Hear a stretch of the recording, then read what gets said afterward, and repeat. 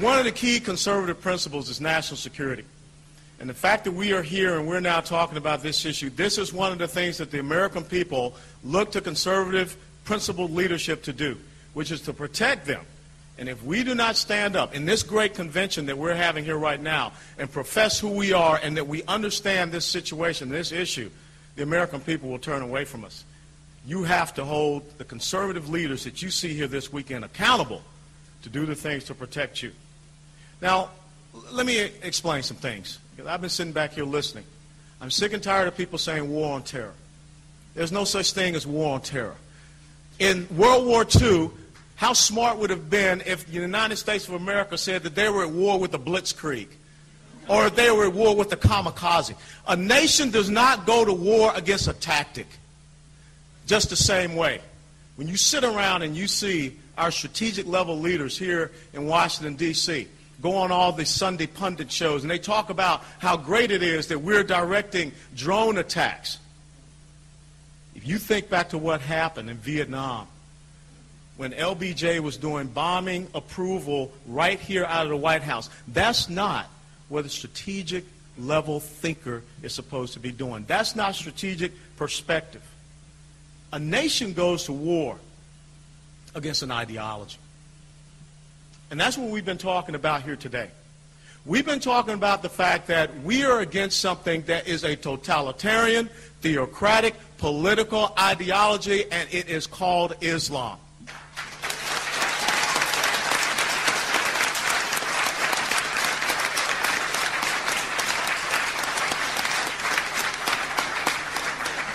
This is not about Muslims.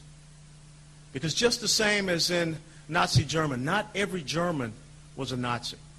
Just the same as when I was in Iraq in 2003, not every Iraqi was a member of the Ba'ath Party.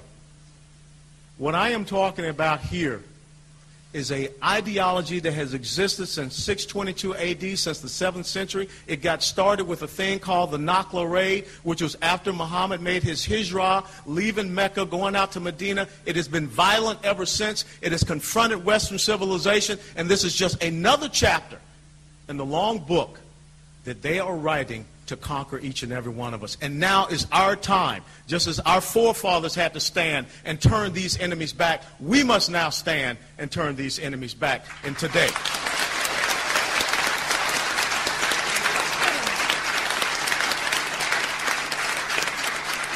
You've heard Stephen talk about abrogation. You need to understand things such as the Treaty of Hudaybiyah, where they will sit and they will deceive you by holding off so that they can become strong, which is how, back at about 627, 628, that is how Muhammad was able to then go in and overtake Mecca. The exact same thing that is happening right now. You need to understand the traditions of Muhammad. When he wrote letters to Khosroes, the Persian emperor, when he wrote letters to Heraclius, the Byzantine emperor, that said, you have three choices. You convert, you subjugate, or we're coming to get you. Well, guess what? Back in about 1992, Osama bin Laden did the exact same thing. He sent a letter to the United States of America. Later on, in about 2005 or 2006, Mahmoud Ahmadinejad did the exact same thing. He sent a letter to the American people and to President Bush. We are already in a declared war, and if we do not have the type of leadership that can understand that can study this enemy, this adversary, we're on the road to perdition right now in this great country. We need to understand, as everyone here has stood and told you, Sharia law is incompatible with who we are in Western civilization, and definitely who we stand for in the United States of America. It is not about freedom. It is not about liberty. It is not about protecting human rights or women's rights. It is about what Islam says. The word means submission. And I don't know about you all here. I'm not living as a dhimmi. I'm not living and I'm subject to any other type of ideology except for that which is written in the Constitution of these great United States of America.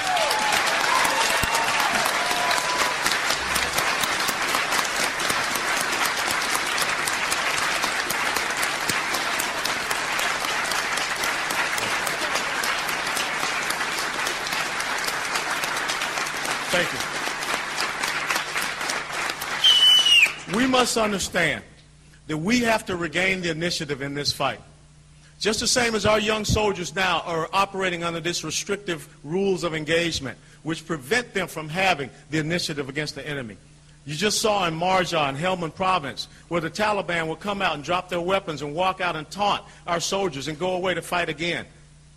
That would not happen under my command if I was commander-in-chief.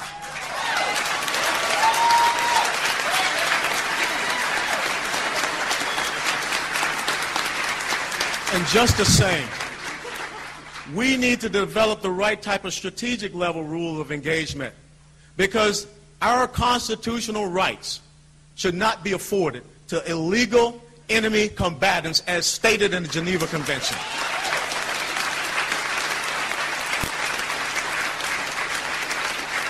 We can no longer allow this enemy to come in and use this new tactic of lawfare, which most of the people standing here know that is how they continue to try to get you to shut up. We should be going after them, not allowing them to use our legal system, and I'll be damned any lawyer that will stand up and prosecute a United States citizen to take away their freedom of speech. They are not my brother. They are not my sister. They need to pack up and leave this country.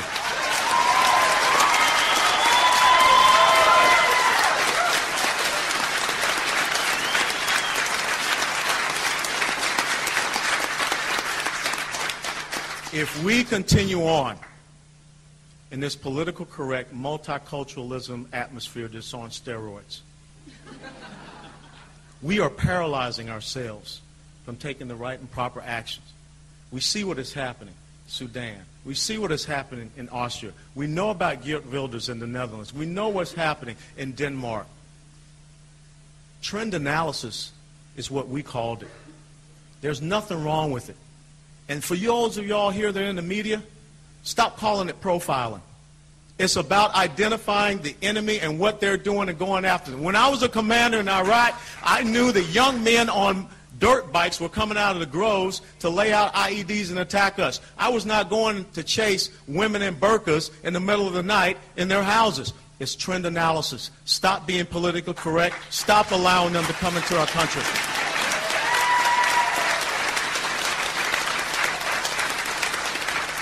If you do not understand that the reality of your enemy must become your own, we can continue in this state of denial. When I read the Fort Hood attack based upon what Major Hassan did, I was absolutely appalled. When I stood there and watched the Sunday show, when General Casey, Chief of Staff of the Army, said he was more so concerned about diversity being a casualty than the loss of the 13 soldiers at Fort Hood, Texas, we have problems in the leadership in these United States of America.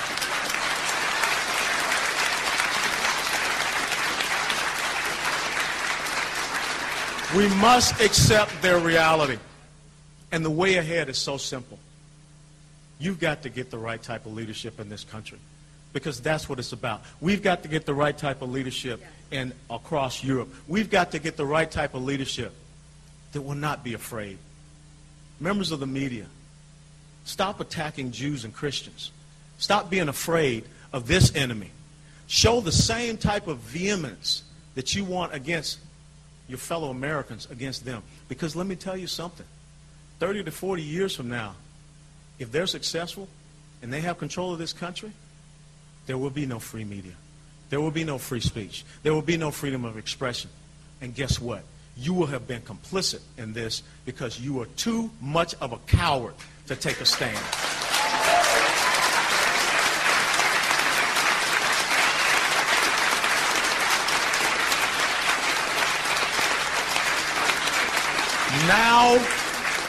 Now is the time for principled leadership in the United States of America.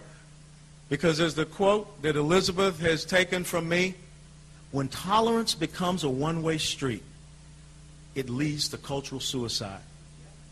When I am able to fly to Saudi Arabia with my Bible in hand, with my cross around my neck, to go to Mecca and go to a church, then guess what? We're good to go. But until that point, we have to understand the objectives and the goals that Islam has set forward.